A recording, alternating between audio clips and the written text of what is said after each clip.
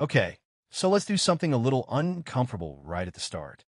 I want you to think back to your early 20s. Not with nostalgia, not with a highlight reel, just honestly. What were you doing with money back then? Because here's the thing. Whatever that answer is, there's a very good chance it's quietly still shaping your entire financial life today, even if you're nowhere near your 20s anymore. Here's a claim that's going to sound dramatic, but I promise it holds up.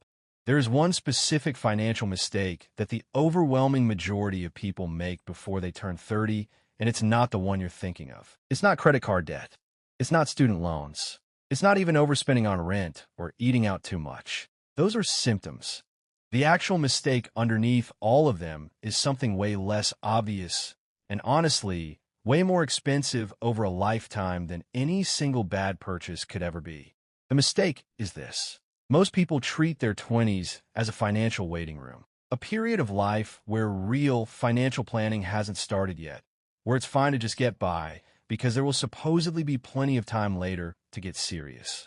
And that single belief that your 20s don't really count yet is quietly the most expensive financial decision most people will ever make, without even realizing they're making a decision at all. Let's talk about why, because once you understand the actual math behind this, it's going to hit different than just hearing you should save more when you're young, which I know you've heard 1,000 times and probably tuned out immediately. Here's the number that should genuinely stop you in your tracks. Because of the way compound growth works, a dollar invested at age 25 is worth dramatically more by retirement than a dollar invested at age 35, even though it's only a 10-year difference. Using a historical stock market average return of around 7% annually after inflation, a single dollar invested at 25 and left alone until 65, 40 years of growth, becomes roughly $15. That exact same dollar, invested instead at 35, only has 30 years to grow and becomes roughly $7 to $8. You didn't lose 10 years of contributions. You lost roughly half the final value from just 10 years of delay. That's not a small gap. That's the difference between a comfortable retirement and a genuinely stressful one, created entirely by timing, not by how much money you actually put in. Think of it like planting a tree. A tree planted today and a tree planted 10 years from now might both eventually grow, but the one planted today has had 10 extra years of compounding growth rings by the time you actually need shade from it. And here's the part that makes this genuinely unfair feeling. The early years of compound growth look almost boring. The tree barely looks different year to year at first. Most of the dramatic, visible growth happens in the later decades, which is exactly why so many people give up on early investing, because it feels like nothing is happening when in reality the entire foundation is being quietly built. So why does this specific mistake happen to almost everyone, even smart, capable people? Let's get into the actual psychology, because I think this is way more interesting than just repeating start investing early, which again, you've heard before and probably ignored. The first reason is something psychologists call identity foreclosure delay, though you don't need the technical term to recognize it. Your 20s are developmentally a period where your brain is still actively figuring out who you are, what you want, what kind of life you're building. Because of that, there's a very natural, very human tendency to treat everything, including money, as temporary and provisional. This isn't my real life yet.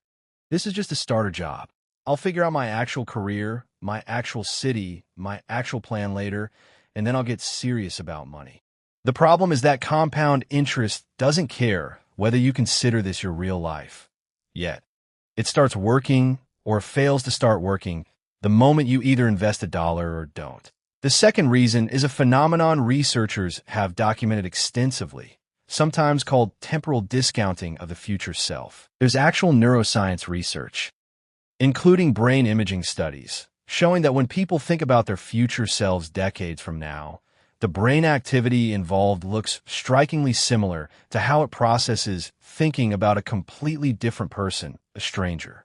Your 25-year-old brain doesn't fully register your 65-year-old self as, well, you. It processes that future version of yourself almost like someone else entirely, someone you don't feel a strong emotional obligation to sacrifice for. This is a huge part of why saving for retirement at 25 feels so unnatural. You're not being lazy or irresponsible. Your brain is quite literally struggling to feel connected to the person who will actually benefit from that sacrifice. The third reason is more social than psychological, and it's honestly underrated as an explanation. Your 20s are typically the most socially visible, comparison-heavy years of your entire life. Everyone around you is starting jobs, moving to new cities, going on trips, getting engaged, buying first cars, and there's enormous social pressure to keep pace with that visible momentum. Meanwhile, investing quietly into a retirement account produces absolutely nothing you can show anyone. There's no photo to post of your index fund slowly growing. Nobody congratulates you for maxing out a retirement account at 26. The visible, social, comparison-driven spending gets rewarded constantly with likes, attention, and belonging. The invisible, compounding, boring financial decision gets rewarded with literally nothing for years, until suddenly, decades later, it's rewarded with everything.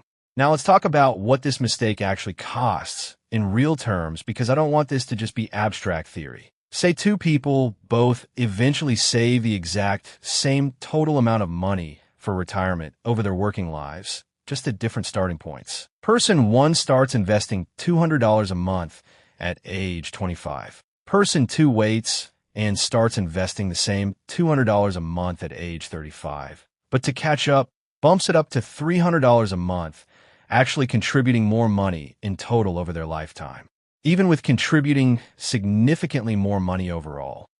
Person two, the one who started later despite contributing more, typically still ends up with meaningfully less at retirement than person one, purely because of how much earlier those first 10 years of compounding started working.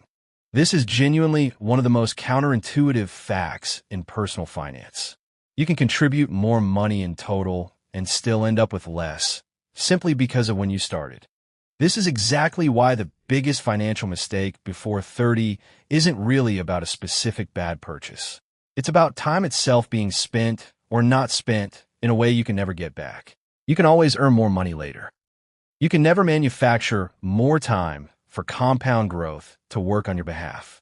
Every year of delay isn't neutral. It's a permanent, unrecoverable loss of the exact resource that makes long-term investing so powerful in the first place. So let's actually talk about what to do with this information, because understanding the problem without a plan just creates anxiety, and I genuinely don't want that for you.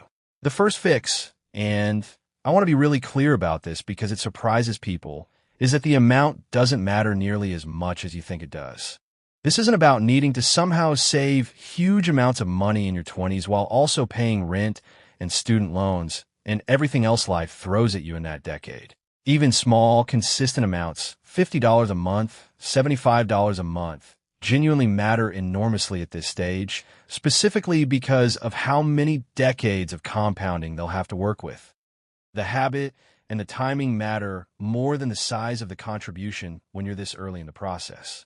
Starting small and consistent at 25 will very often outperform starting large and inconsistent at 35. The second fix is to make your future self less abstract, directly countering that temporal discounting research we talked about earlier. This sounds a little unusual, but it works. Actually spend a few minutes vividly imagining your specific future life, not retirement as some vague concept, but a real, detailed picture. Where do you want to be living? What does an average Tuesday look like for you? What does financial stress-free actually feel like in your body? The more real and specific that future version of you becomes in your imagination, the more your current brain treats them like an actual person worth sacrificing a little bit for today, instead of a stranger you have no connection to. The third fix is to automate the decision entirely, removing your 25-year-old brain from having to make this choice repeatedly, because willpower alone consistently loses to social comparison and present bias over time. Set up automatic contributions to a retirement account or investment account the moment you get any steady income, even if it's a small amount, and increase that percentage automatically every time you get a raise before you ever get used to having that extra money in your regular spending. This turns a decision you'd have to consciously make and win against your own psychology every single month into a decision you only have to make once at a moment when you're thinking clearly about it. The fourth fix is to specifically fight the social visibility problem by finding some way to make the invisible progress feel real to you, even if nobody else ever sees it. Some people track their net worth in a simple spreadsheet, watching a genuinely boring number slowly climb over years. Some people set a specific, meaningful milestone, your first $10,000 invested, for example, and actually acknowledge it when you hit it, even quietly, even just to yourself. The goal is to create some kind of feedback loop for a process that otherwise offers you literally zero external validation for over a decade. You have to build your own reward system for this, because the world genuinely won't do it for you. The fifth fix, and this one is more about mindset than mechanics, is to stop treating your 20s as a financial waiting room and start treating them as the most financially important decade you will ever live through, specifically because of time, not because of income. You don't need a high salary in your 20s to make this work. You need consistency and an early start, both of which are available to you regardless of what your paycheck currently looks like.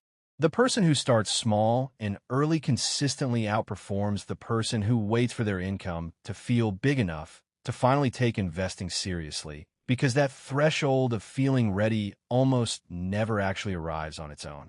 People who wait for the perfect moment to start tend to just keep waiting, because there's always a reasonable sounding excuse for why now still isn't quite the right time. Here's the sentence I want you to genuinely sit with after this video. The biggest financial mistake before 30 was never really about spending too much on coffee, or having a car payment, or not understanding index funds well enough. It was about unconsciously deciding, without ever framing it as a decision, that this decade of your life didn't count yet financially. And that quiet, invisible belief is exactly what makes it the most expensive mistake most people ever make, because it never announces itself as a mistake in the moment. It just feels like normal 20-something life, right up until you're staring down retirement decades later, doing math you really wish you'd started doing sooner. So if you're still in your 20s watching this, the entire video really comes down to one simple, almost embarrassingly obvious point. Start something now, even something small, even something that feels almost pointless given how little it is. The size genuinely doesn't matter nearly as much as the starting point does. And if you're past your 20s already, watching this and feeling that familiar sting of, well, I guess I already made that mistake, here's the actual good news hiding in all of this. The single best time to start was 10 years ago. But the second best time, the only one that's actually still available to you, is today. The tree you didn't plant a decade ago still isn't planted. But the one you plant right now still has every single year ahead of it that it's ever going to get. Don't spend another decade waiting for a moment that feels ready enough to finally begin, because that moment, statistically, tends to never actually show up on its own.